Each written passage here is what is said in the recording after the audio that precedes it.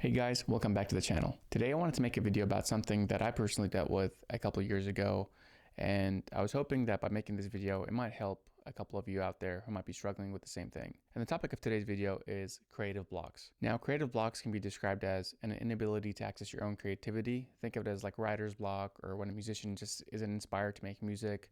It can be a feeling of burnout or a lack of interest or enthusiasm to pursue your own art or work on your own art. And creative blocks can come about due to a variety of reasons. It can happen after a death of a loved one or an ending of a relationship. It can come after losing your job or a feeling of rejection after one of your works gets rejected by a festival or a competition. It can also happen due to fatigue or being stressed from work and trying to pay the bills. There's so many reasons that it can happen, but the last thing that you want to do is to press on the gas pedal and keep trying harder and harder. And the harder you squeeze, the worse it's going to be and the worse it's going to feel and the worse your work will come off as a result. I went through this period of what I call a dry spell a couple of years back where I couldn't write. In my case, I couldn't make any short films and I just wasn't feeling inspired. I didn't even want to watch movies. The idea of sitting down and trying to brainstorm or write anything just felt boring to me. And the more I tried to force myself to do it, the worse I felt about it, about the craft in general, about the art form. And I started doubting myself. I started thinking, like, do I even have what it takes? Do I even want to do this anymore? And then I came across a couple of books and conversations with people, some podcasts, some interviews online that helped me. And along the way, I picked up some tools, books, and guidelines that I used to live my life by now so that I don't go through that period again. And thankfully, I haven't gone through that. So I'll just tell you about a few things that helped me along the way, and maybe they'll help you. The first thing is to get away from your desk. Rather than sit down and force yourself to keep writing or keep working or keep painting, whatever it is that you're trying to do, get away from it. And you want to take care of the basics. You want to ask yourself, how am I sleeping? How am I eating? What's my body doing? What's my stress level? Oftentimes, if I'm going through a period of creative block, one of the simple things I try to do or solutions is just check those three things. How am I eating? Is my diet good? Am I eating all junk food or am I eating properly? I know it sounds basic, but you are what you eat. And if you're putting junk into your body, then you're going to have junk thoughts and junk energy. So you really want to take care of that. Are you hydrating? Are you resting? Are you sleeping? Are you exercising? Exercise is probably the single biggest factor on my mood as well as my creativity. Anytime I'm feeling stuck on a project, or if I'm editing a video and I'm just like, I hit a wall, the first thing I do is put on my shoes and head to the gym or go for a long walk. And even when I'm brainstorming early on in a project, to this day, I often do it by going on long walks. I go for an hour and at a time, just put on music or something that doesn't have human input in terms of like words or conversations. So that way I can let my thoughts kind of wander and brainstorm as opposed to just intaking information. So there's really a huge difference for me between intaking information via podcasts or audiobooks or something like that versus just letting my mind wander. And the act of letting my mind wander really leads to a lot of creative thoughts. And that's something I really look forward to this day. Anytime I'm starting a project, anytime I'm in the middle of a project, and even after I finish something, to celebrate finishing a project, I go for like a long walk, preferably in nature. So I try to get out from just a treadmill or somewhere where it's enclosed. I like to see new things and let my eyes go everywhere. And nature is the best medicine for that and the best solution for that, I feel. Another resource that really helped me a lot during a period when I was feeling creatively blocked, and I would put it right up there with exercise, is a book called The Artist's Way by Julia Cameron. It's an incredible book if you haven't read it already. And since reading it, it's funny, I keep hearing the ideas in that book or that book itself mentioned by so many super talented, super successful people. I heard it mentioned by Tim Ferriss, whose podcast I listen to almost religiously. I've heard it mentioned by Brian Koppelman, the showrunner for Billions, as well as he's a Hollywood screenwriter and extremely successful in his own right. Also a host of his own podcast called The Moment. And so many people, musicians, artists, even rapper J. Cole mentioned that book in one of his interviews. It's helped so many people, and you can read the entire book, and I highly recommend it. It's basically like written as a workshop over 12 weeks, and each week you have certain ideas and assignments that you want to work on. But there's really just two ideas in that book that have stuck with me, and you can find them in the first like 2 or 3 chapters, I think. And the first idea is morning pages, and the second is artist dates. Now, morning pages is essentially Julia Cameron's journaling process. To put it simply, it's journaling by hand, 3 pages, stream of consciousness. So you don't let the pen stop moving. You just keep writing. Whenever you're stuck, you would simply write like, I am stuck. I don't have any ideas. And you just write about whatever is coming to you. Like it's 9 a.m. I'm drinking tea. I'm really bored. I can't believe I'm doing this. I have no ideas. Yesterday sucked. You just kind of let everything out and you let your mind wander without stopping to think. And the reason you do that is the inner critic inside you doesn't have time to stop and critique your work. A lot of times, especially in my case, during my period of creative block, it came about due to perfectionism. And she talks about that a lot in the book, but because I was letting the inner critic dominate the conversation when I'm creating, when I'm trying to do something, I often felt a sense of pointlessness in my work. I'm like, what's the point? This is not that good, because I was comparing my raw brainstorming material to the finished work of like Oscar winners. And you can't do that. You can't compare a draft to a final draft of someone else, of a master who spent 10, 20, 30 years, just plowing through these bad drafts. So you keep going. And then often what I found is by the time you finish the first page and you're halfway through the second page, you're done getting the junk out of your head from the previous day or the previous week. You're done complaining about everyone. You're done kind of moaning and just talking negatively.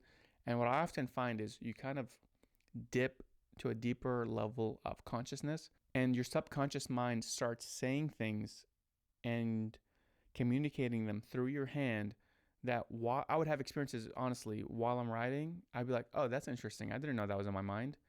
Or, oh, I didn't know that, this event was still bothering me from X years ago. Or I don't know that I have this kind of aspiration or this interest. And it was such a weird feeling to see your hand move and at the same time observe it and feel like it's two different people. One's writing and one's observing. And it's really profound. And not every day is like that. You might go through a week, 2, 3 weeks of just like absolute nonsense, but eventually you do it long enough. And I think once your subconscious feels safe enough, it'll come out and it'll surprise you. And people have written books based on ideas they found there. I personally made, I think, 1 or 2 short films based on ideas that I've came up with during my morning page sessions. And I wish I was better at sticking with them, every single day for a year. I go through periods when I'm doing them and then periods where I kind of stop for like a month or two. But despite that, I can honestly say that the periods where I am sticking to my morning pages are much more productive. I have much more mental clarity. I'm much happier because I'm dealing with things as they come up instead of letting them build and build and build inside.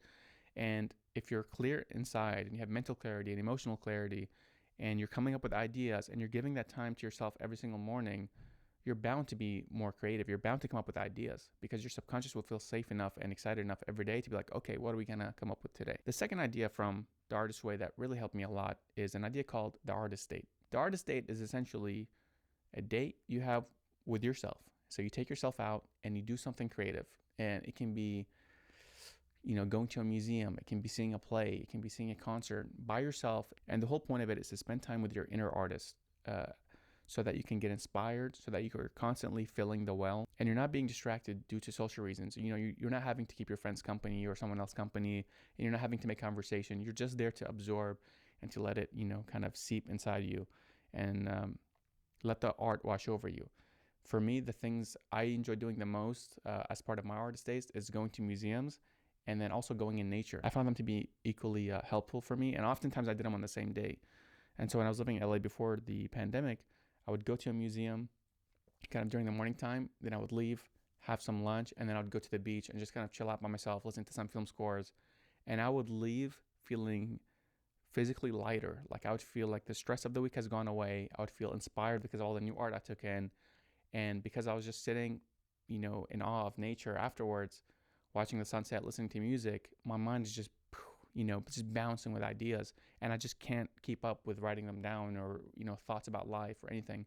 And a lot of those don't make it anywhere. A lot of those don't necessarily turn into anything, but I feel like it's kind of like gladiator school for your mind. You're just training yourself to keep coming up with ideas and then writing them down. Another book that helped me a lot is Bird by Bird by Lamott. And that one is an incredible read, especially if you're a writer. And there's a couple ideas that I like from there. One is the title, the title of the book is Bird by Bird. And it comes from a story that Anne tells in the book about her brother who had a kind of a big project with birds and who was feeling overwhelmed and stuck. And her dad told the brother, hey, relax, buddy, just take it bird by bird. And basically, that's another way of saying just take it bit by bit. Break down complex projects into tiny pieces. Another idea that really stuck with me from Bird by Bird is the idea of 1-inch picture frames. And Lamott describes it as her way of dealing with overwhelm of an entire project, in her case, an entire novel, and focusing on writing only what fits through that small picture frame. So, one paragraph, one sentence, one word or image. And by doing that, it helps the brain relax and not feel overwhelmed by the entire project and think, okay, I don't have to write a whole book today. I don't have to come up with a whole novel. I just have to write a sentence. I have to write one paragraph that kind of sets the story in the 50s, or I just have to write that one image or introduce that one character with 1 or 2 lines. And that's something I still do to this day. Whenever I'm stuck, in terms of like writing a scene, or even if I'm doing an edit of a video, I'm like, okay, I don't have to edit the entire video. Let me just do the first few shots. Let me just do the establishing shot and then cut to the first piece of action that happens. Another thing that helps me really get out of a creative block or creative rut is to remove distractions. And I don't mean just social media or games, but remove the idea that you have to compare yourself to anybody else. So the reason I got rid of social media is I don't have to keep up with anyone and what they're doing with their life, and anybody's achievements or failures, because oftentimes social media can be just a highlight reel of everyone's life and you don't get to see the struggle behind the scenes. And so one conscious decision I made is just to remove myself from that kind of virtual Times Square of highlight reels and just focus on my work, my life. And honestly, it's made me a lot, not only productive, but a lot happier as a person as well, and healthier. So just remove distractions, remove points of comparison, and just focus on you and your work. And don't focus on trying to please anyone. The only audience you should be working for is yourself. And the second you start trying to please anyone else or trying to get recognition, but either by an industry or by peers, it's just a recipe for disaster, and you're going to freeze up. And it's creative death, really. But if you just focus on pleasing yourself and entertaining yourself, making yourself laugh, or making yourself, excited or thrilled, whatever your medium is, in my case, obviously filmmaking or writing, a lot of times I'm like, oh, is this what the industry wants? Is this going to make me look like a legitimate filmmaker? And whenever I'm thinking that way, I just freeze up. I just can't do anything. And then the times where I've made something that I'm personally proud of, regardless of what anyone else thinks, are times when I've just followed my gut. I'm like, does this make me laugh? Is this funny to me? I don't care if it's funny to anybody else, but does this kind of scratch my itch in a way? That's something Tim Ferriss talks about a lot, and a lot of entrepreneurs talk about, is scratching your own itch. Writing for the audience of one, which is you. And as long as you're pleasing yourself, then you can't help but succeed every time, But if you're trying to do it for anyone else, you failed before you even started. So what's the point? The last thing I want to talk about is experimentation. And I mean that with not only the art and your output, but also the input. For example, if you're the type of person that only listens to hip hop, try listening to country, try listening to music from a completely different land or in a different language. If you only listen to classical, well, listen to jazz, listen to something wild and experimental instead of composed and structured. If you only watch thrillers, watch comedies. If you only watch comedies, try horror. Just kind of vary it up. If you only watch movies, go see a play or read a book. Just vary the medium. Something that I personally do is if I find myself listening to only one type of music, I completely switch the language, switch the genre. I happen to speak both Arabic and English. So if I find myself in a period where I'm only listening to, let's say, indie rock or, folk music or whatever in English, I try to connect with my Arabic side and completely do 180 and start listening to Arabic music. And that just does something in my brain that I feel is akin to rearranging the furniture in your house. It's the same stuff inside, but just by rearranging them, seeing them in a completely different view, it changes the entire place up. So you don't always need to buy a new couch, but sometimes just moving it from one side of the room to the other makes the entire place look different. And people might come in and be like, did you get a new couch? But really all you did was just shift it a few feet over. And I feel the same way happens with your thoughts and your creativity. If you just shift things around inside, and if you just see things from a different point of view, and if you just kind of step to different sides, change the sounds, change the colors that you're inputting, the output will just naturally be synthesized differently, and you're going to have different creative output as a result. Really, that's the only way I can put it. So I don't want to make this video too long, and I just want to go over a few simple things that have helped me. Like I said, exercise is a huge thing. Take care of your body, take care of your mind, take care of your mental health. If you're dealing with, a crisis, if you're dealing with a huge personal problem in your life, naturally you're not going to be able to be creative, artistic. And I was hard on myself before, but now I know that if I'm dealing with something, my creativity is just naturally going to take kind of a back seat, and let me just deal with the thing, and then I'll get back to it. So be kinder to yourself and be more patient with yourself. And if you do that, your subconscious will feel safe. You have to really think of your subconscious or your inner child or inner artist, however you want to phrase it. You have to think of it as kind of like this scared animal or this scared child that just wants to be safe. And naturally, we're all born like that as kids, but it's quickly beaten out of us through the school system, through society, through parents. We go from these creative geniuses as babies, where we're just creating, to being judged, and graded. And by the time we make it to adulthood, it's a miracle that anyone does anything creative, to be honest with you.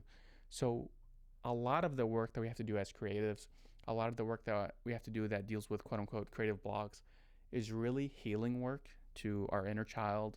It's healing work to our inner kind of artist. And if we do the inner work, if we heal ourselves, if we heal our kind of roots from childhood, I know it's kind of getting in a different direction in this video, but I truly believe in this.